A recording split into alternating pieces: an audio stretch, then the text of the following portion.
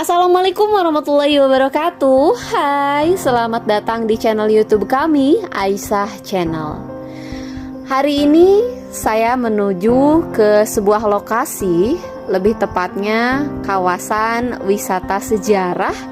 Kita akan menuju ke makam Sunan Cipancar yang dikenal juga dengan nama lain Prabu Wijaya Kusuma. Sejarah ini terletak di kawasan Limbangan, Kabupaten Garut. Dan saya berangkat dari Tasikmalaya sekitar 1 jam yang lalu.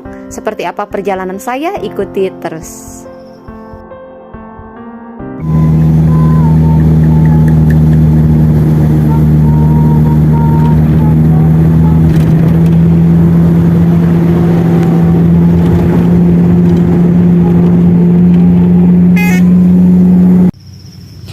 Prabu Wijaya Kusuma adalah penganut agama Islam yang menjadi salah satu tokoh besar dalam perjuangannya menyebarkan agama Islam di Tatar Garut. Bahkan saking besarnya jasa-jasa beliau, hingga saat ini makamnya tidak pernah sepi dari pengunjung atau para peziarah yang bahkan datang dari berbagai kawasan.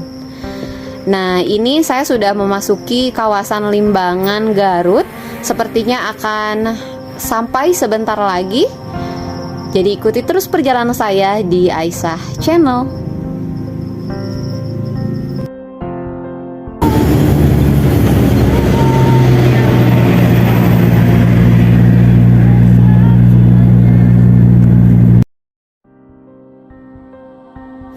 Setelah menempuh perjalanan sekitar 1,5 jam dari kawasan Tasikmalaya, saya sampai di tempat tujuan, yaitu makam Sunan Pancer yang dikenal dengan nama Prabu Wijaya Kusuma di kawasan Kabupaten Garut.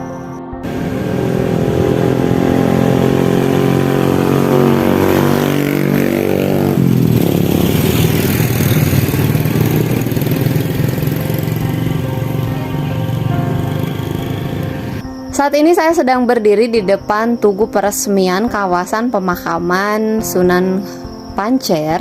Dan bisa dilihat dari tugu ini ternyata kawasan makam Sunan Pancer telah diresmikan oleh pemerintah setempat pada tanggal 15 Februari tahun 2010. Dan sebelum menuju ke makam, kita harus menyusuri beberapa anak tangga.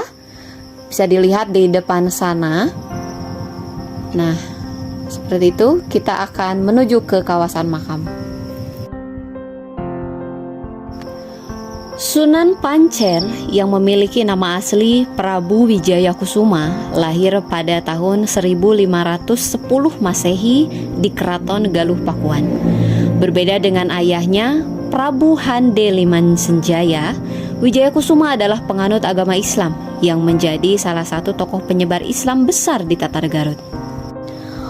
Prabu Wijaya Kusuma merupakan pengikut setia dari Prabu Kian Santang. Selain memiliki keistimewaan lebih dari para tokoh penyebar Islam lainnya di Jawa Barat, yaitu menjadi para pengikut setia, beliau juga sebagai pahlawan Islam yang memperoleh penghargaan tertinggi dari Sunan Godog. Ini saya sebentar lagi akan memasuki kawasan pemakaman Sunan Pancer dan akan bertemu dengan narasumber untuk berbincang lebih jauh terkait kisah di balik sejarah Sunan Pancer.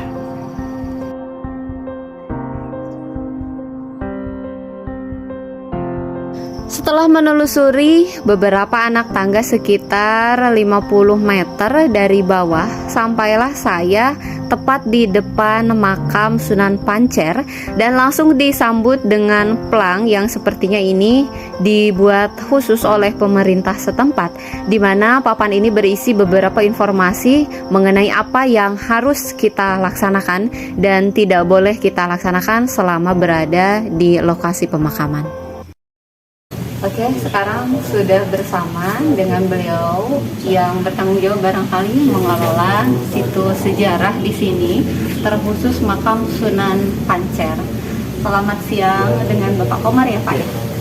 Bapak ini ternyata dari BPCB Banten. Banten ya. Oke, BPCB itu Balai Pelestarian Cagar Budaya, Balai Pelestarian Cagar Budaya Banten. Ya, nah kebetulan Pak, kita ini rombongan dari Tasikmalaya nih. Kebetulan datang ke sini barangkali ingin tahu seputar sejarah atau sasakala dari makam Sunan Pancer ini. Ya, terima kasih. Begini Neng, Bapak Sunan Cipancar, Sunan Cipancar, Sunan Pancer. Kenapa ada Sunan Cipancar? Nanti saya sendiri bahkan dibilangin. Ini yang sekarang Prabu Wijaya Kusuma. Kalau Prabu identik dengan raja. Kalau Prabu adalah raja gitu. Dia menguasai Galuh Pakuan dulu Jawa Barat. Pakuan bukan di sini. Dia disuruh penyebaran agama Islam oleh siapa? Oleh Kian Santang dan Syarif Hidayatullah. Syarif Hidayatullah yang ada di Cirebon, Kian Santang di daerah bagian Garut. Dia disuruh untuk menyebarkan agama Islam dengan cara door to door, tidak mengeluarkan darah atau gimana perang, tidak. Jadi caranya door to door, ada yang sakit didatangi, ada yang memancing didatangi, ada yang masuk ke musola atau di masjid-masjid didatangi. Dia berdakwah, cuma hanya pembicaranya cuma ashadu an la ilaha illallah wa ashadu anna muhammadar rasul, cuma hanya segitu. Soal ruku sujudnya di Islam, sholat 5 waktu, ada Syarif Hidayatullah dengan cara wayang kulit.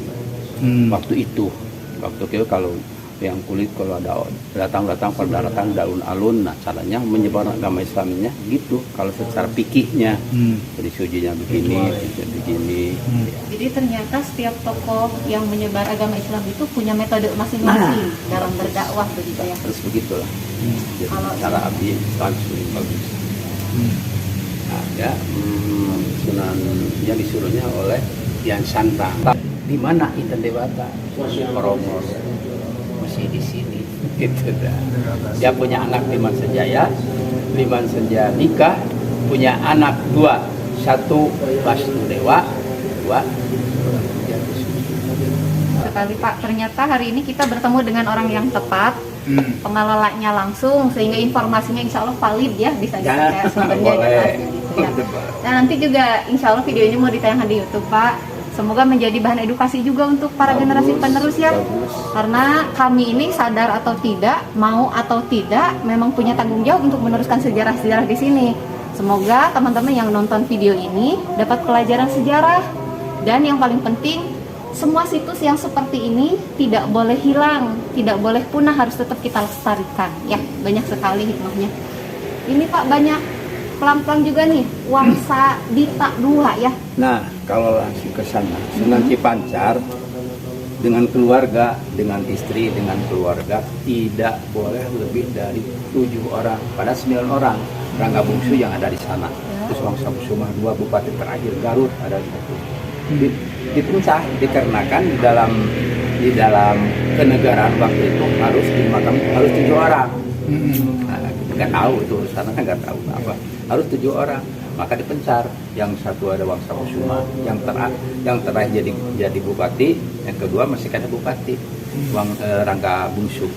Jadi ini mah 7. Masalahnya kenapa nggak 9? Nah itu jadi tata cara ketertiban negara pada saat itu ya. Padahal saat itu Untuk kebijakan sang pemimpin ini yang menyediakan apa-apa gitu sambil ditunggu. Saya dilarang. Gitu. Jadi kalau kita masuk ke tempat dia biasanya harus nyiapin uang kecil kan. Kalau ini secara sedekah untuk kebersihan itu memang ini harus Pak. Kalau yang mengasih, kalau enggak nggak apa-apa. Ini harus Pak, memang. Iya, berarti sudah bagus pengelolaannya. Iya, dikelola, disapui. Sekali sudah kita dengar dari beliau ini, sang pengelola di makam Sunan Pancer. Luar biasa, banyak cerita, banyak kisah, dan juga banyak pelajaran yang bisa kita ambil dari kisah perjalanan Sunan Pancer ini, terkhusus dalam dakwah menyebarkan agama Islam.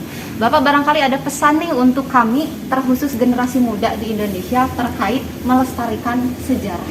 Alhamdulillah, dengan keresahan Allah Subhanahu wa Ta'ala kita bertemu olehnya. Ya. Alhamdulillah semuanya pada tahu dan sejarah-sejarah. Sebetulnya nih hampir-hampiran hilang sejarah-sejarah ini. Tapi sekarang biarpun dia masih muda, tetap alhamdulillah sampai nepika ada ngoreksi permasalahan sejarah Sunan Cipancar. Ujungnya Sunan Cipancar penyebaran agama Islam mendakwahkan syahadat dengan simbol satu keris yang berlapat la ikraha fid din. Sekian, terima kasih. Oke, untuk teman-teman generasi muda Indonesia, tetap lestarikan sejarah. Kalau kalian main ke tempat-tempat situs sejarah seperti ini, ingat jangan merusak, mengambil, apalagi memindahkan sesuai dengan Undang-Undang Nomor 11 Tahun 2020. Mantap. Alhamdulillah.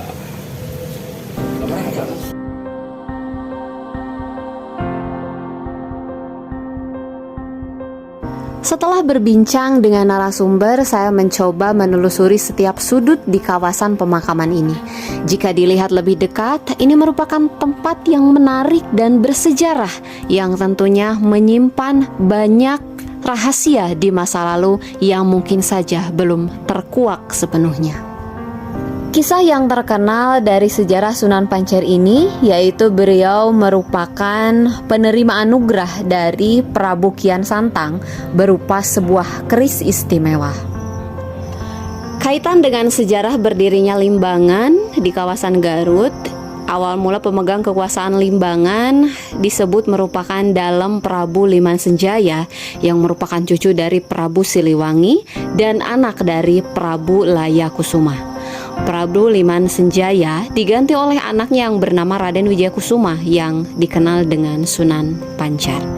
Saya sudah berada di lokasi terakhir di mana sekitaran makam Sunan Cipancar ini berdiri banyak sekali pemakaman-pemakaman kecil yang merupakan warga setempat yang termasuk juga silsilah keluarga yang ternyata belum banyak tercatat dalam sejarah secara keseluruhan. Sejarah mengajarkan kita tentang nilai-nilai perjuangan yang abadi hingga saat ini. Sekian video kami hari ini. Jangan lupa like, subscribe, share, dan komen supaya kami lebih semangat dalam menyebarkan informasi sejarah di Tatar Pasundan. Saya Lilis Tasya. Wassalamualaikum warahmatullahi wabarakatuh.